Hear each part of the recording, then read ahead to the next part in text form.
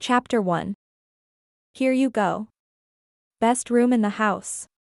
Tag insisted. Bellamy, the pretty brunette manager of the ranch house, held open the door for Dru North to step through. He surveyed the room, grinning when he caught sight of the view. Tag had indeed told him about this. Said the views here would rival camping outside under the stars. And are most popular since we started advertising on the website that this is where Tag wrote most of the Roxy album. Dru widened his eyes in mock reverence and walked over to the gray sectional, dropping his duffel on the floor near the bed. Here. He pretended awe that had Bellamy smirking. Here. In this very spot, he penned the lyrics to that iconic song that still has half the teenage girls in America fainting, even a full year after its release. He hummed a few bars of a Roxy's song, making Bellamy all out laugh. The one and only. I knew I should have taken pictures or something. She shrugged, pretending that this lapse devastated her. I'm a little surprised, to be honest. Roxy talked like you were staying with them. She hovered in the doorway, watching Dru inspect the rest of the room. Taggart Du Bois, better known as Tag Turner in these parts, had invited him to spend the holiday at their house. His wife, Roxy, had reiterated it multiple times.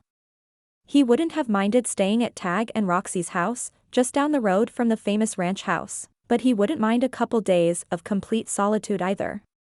Over the last few years, Tag had become the closest thing Dru had to a best friend. He'd mentored Dru from the moment Dru started opening for him, and when Dru got just as big, Tag had easily transitioned into colleague. Accepting their invitation to spend Christmas in Little River was a given. He was dying to experience the big Christmas holiday celebrations Tag had described he and Roxy celebrating with her friends and family. But he didn't want to intrude too much. When Dru looked back at the door again, he caught Bellamy staring. She blinked and blushed, then looked away. He smiled. 2 years later, and that didn't get old. He wondered if the women would have looked as long back when his hair was short. He was clean-shaven, and he didn't have tats running up and down his left arm. He had never minded the bad boy, rock star persona that made him sell far more records than the clean-cut version of him had. His admirers seemed like it a lot too. It not only sold music but got him plenty of dates.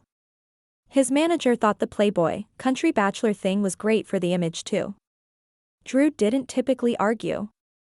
Even though sometimes the expectation that he was actually that man behind the stage persona wore thin.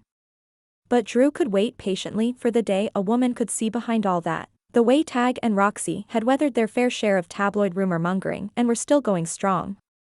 Bellamy cleared her throat. Let me know when you want dinner, and I'll have someone bring it up. Dru frowned. I thought that big Christmas party was tonight. The one all of Little River shows up to the ranch house for? Bellamy blinked at him, looking surprised. Oh. I didn't think you'd want to go to that. Some of our guests prefer the solitude. That's why they come to the ranch house. Dru nodded.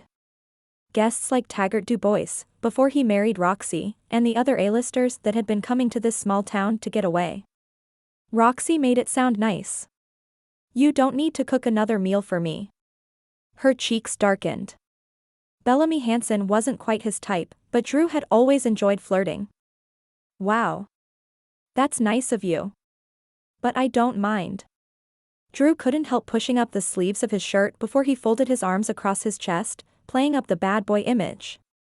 Bellamy's eyes darted to the ink there before going back to his face. Not what you expected, he smirked. She wagged a finger at him, her smile only widening. Oh no. Mr. North. I trust Tag far more than I trust anything I read in a magazine. I know you're a good guy. She put her hand on the doorknob and moved out into the hallway.